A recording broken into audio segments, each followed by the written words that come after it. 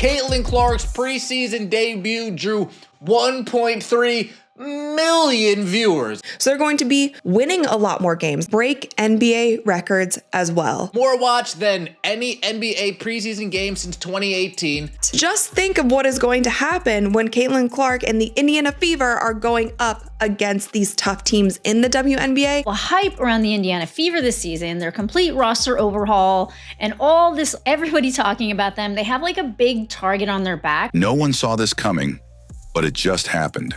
Caitlin Clark has shattered a record LeBron James held for years. ESPN posted this today.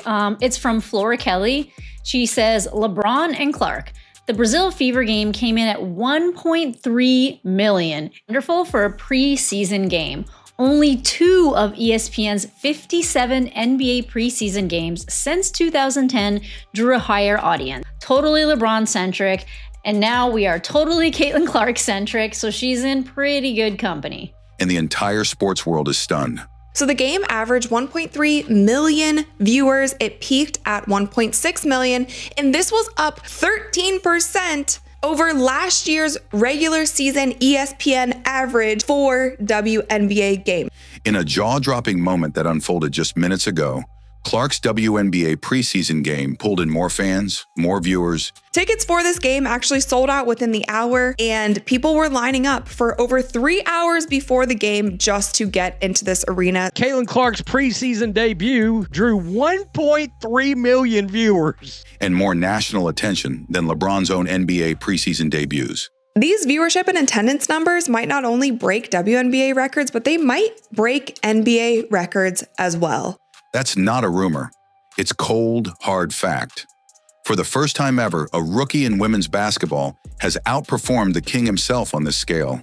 Caitlin Clark launching her 36-foot bomb from her logo. The Fever in general just started looking like a well-oiled machine. This isn't just history. This is a revolution. Caitlin Clark has the charisma, she has the personality, and she has the star power, and she has the statistics and the actual on-court talent to back everything up. And if you're as proud of Caitlin Clark as we are, drop 100% in the comments right now to show your love and back her journey all the way. She's my role model. I really look up to her. Why do you like Caitlin? And she's so good at basketball. Because she's that awesome person, and she has like a lot of aura, so like. Caitlin Clark's rise has been nothing short of meteoric, but no one expected her to eclipse one of the greatest names in basketball history. It is unbelievable what it is Caitlin Clark does. Whenever Caitlin Clark takes the floor, that maybe is different not only from any player in the WNBA, but from any player in basketball. Before even stepping into her first official WNBA season. Just days ago, during a highly anticipated WNBA preseason matchup between the Indiana Fever and the Dallas Wings. This still gave us a glimpse of what the difference of the Indiana Fever are like with Caitlin Clark and without Caitlin Clark. But with all the hype around the Indiana Fever this season, their complete roster overhaul, and all this, everybody talking about them, they have like a big target on their back. Clark commanded a crowd and TV audience that shocked both analysts and casual fans alike. Caitlin Clark, folks! We were the only ones waiting around, hovering around our campfire, staying warm through the winter season. Man, is Caitlin Clark, is Fever basketball going to return? The numbers came pouring in fast. Over 13,000 fans packed the arena, an unheard of turnout for a WNBA preseason game, eclipsing average attendance figures for many regular season contests. Meanwhile, TV ratings surged to levels rarely seen in women's basketball, drawing over 1.5 million viewers across ESPN platforms, outpacing LeBron James's 2003 NBA preseason debut. To put this into context, 1.3 million. Only 2 of ESPN's NBA preseason games have scored a higher rating than Caitlin Clark. Both of the NBA games that rated higher involved LeBron, which had drawn just under 1.2 million viewers at the time. For context, LeBron's debut was heralded as the most anticipated rookie debut in modern sports history, but Caitlin Clark just quietly rewrote that narrative. 1.3 million people tuned in on Sunday afternoon to see Caitlin Clark return to Iowa as a professional and start raining in three-pointers from ridiculous distances. With grace and deadly precision from the three-point line, her on-court performance matched the hype.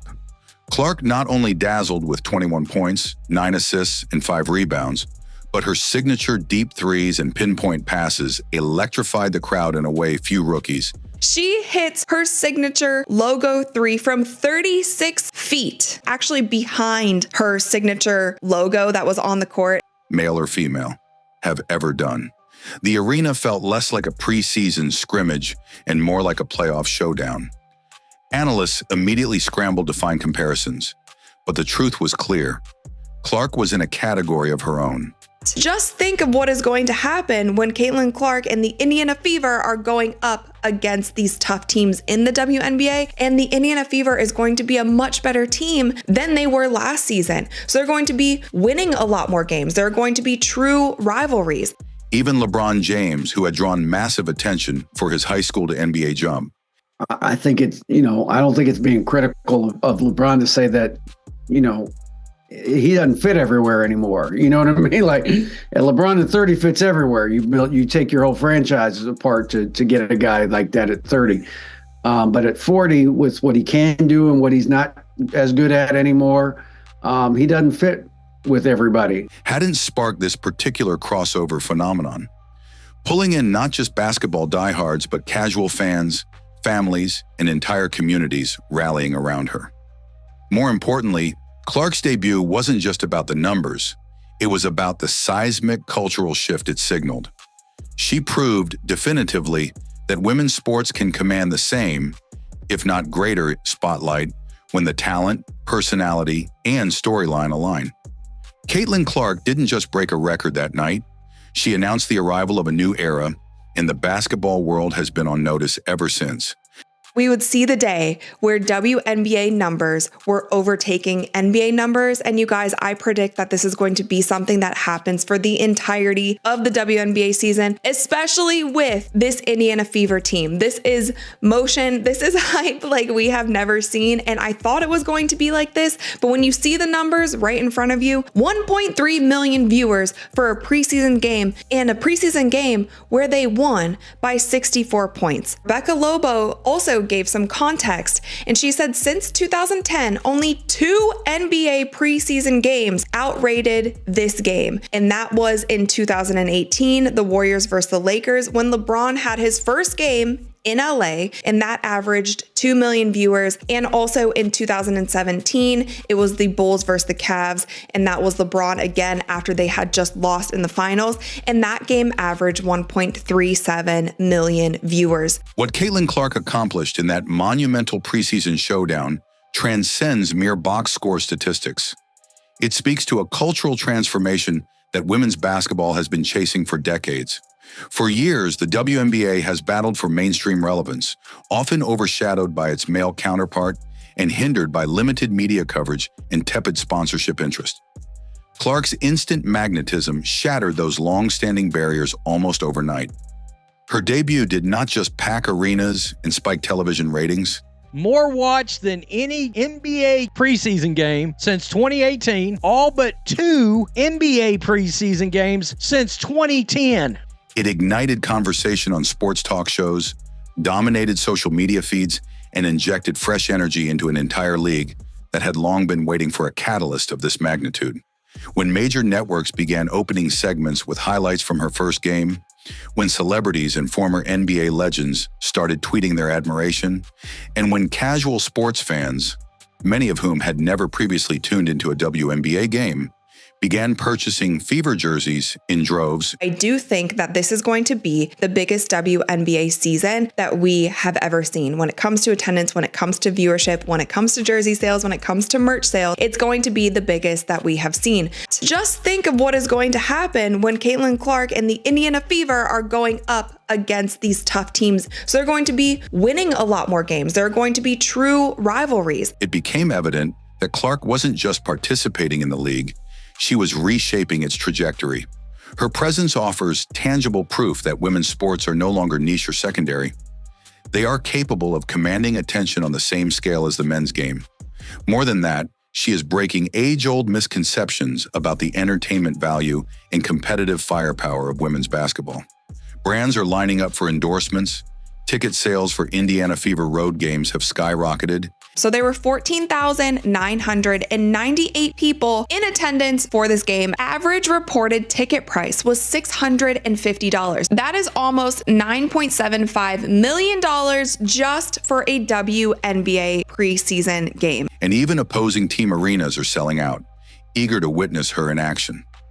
The so-called Caitlin Clark effect has been coined by commentators, economists, and sports executives alike. An acknowledgement of her singular ability to influence everything from merchandising numbers to broadcast contracts. Even schools and youth programs are reporting spikes in girls' basketball registrations, with young athletes citing Clark as their inspiration. The ripple effect is not isolated to the professional level. It's permeating grassroots sports, shaping how young girls see themselves and their potential futures in athletics. She is like the face of basketball right now, at least like for the younger generation, because like who is the face of basketball if you're not talking about LeBron James or Steph Curry in the NBA? And you know what? He probably can. Critically, her style of play is redefining expectations too. Clark is not merely a sharpshooter or a facilitator. She is a floor general with deep court vision and relentless competitiveness, making her games thrilling from the opening tip to the final buzzer. This is why her rise matters, because it is changing how audiences consume women's basketball, how media companies prioritize coverage, how investors view the sport's profitability, and how aspiring athletes dream about their own careers. It is rare to witness a singular figure unlock so many doors at once, but Caitlin Clark is that anomaly. She's not just elevating the game, she's laying the foundation for an entirely new era, one where young girls grow up believing and knowing that their game can fill arenas, break records, and capture the world's attention on its own terms. With so much motion and hype and fire that this Indiana Fever team has behind them, when they are going up and they are going to these different arenas and going up against these different teams, it's so much more exposure for these other teams and these other players for people to become fans of, to get invested in, to want to watch their games as well. Caitlin Clark's impact on the WNBA isn't just symbolic or inspirational. It is structural and measurable, reshaping the league's entire business landscape and player ecosystem in real time. Before her arrival, the WNBA had long struggled to consistently fill arenas, secure high-value national broadcasting slots, and attract headline-grabbing corporate sponsorships. Caitlin Clark, 1.3 million views. Now you know. Caitlin Clark, more than any NBA preseason game since 2018. Now you know. Caitlin Clark, all but 2 NBA preseason games since 2010. Now you know. Caitlin Clark not only moves the needle, she is the needle, and people are reacting to this as we all should. The standard, the needle, the motion, the aura, the Caitlin Clark, the one close to the WNBA Finals for a preseason exhibition game. The Fever is going to hit big numbers this season and should be on national TV, not 41 out of 44, but 64 out of 44 games. To watch Caitlin Clark games, you don't. They will be on national TV, whether it's ESPN, ABC, NBC's next year, whatever the case may be. NBA TV, that might not be as nationally televised, but you guys get the point. Couple CBS games, you guys get the point. 41 out of 44 games. Look around. If not, Ben Daniel Podcast TV, come to the venue. We'll take care of you. And that doesn't count the viewership. The Face, unreal. This year is about to be heat. Don't let the haters see this. Caitlin Clark. The hype is as big as it still is. People are as ready as they've ever been to watch Caitlin Clark play basketball. To watch Caitlin Clark lace them up, step on the court, and do her thing.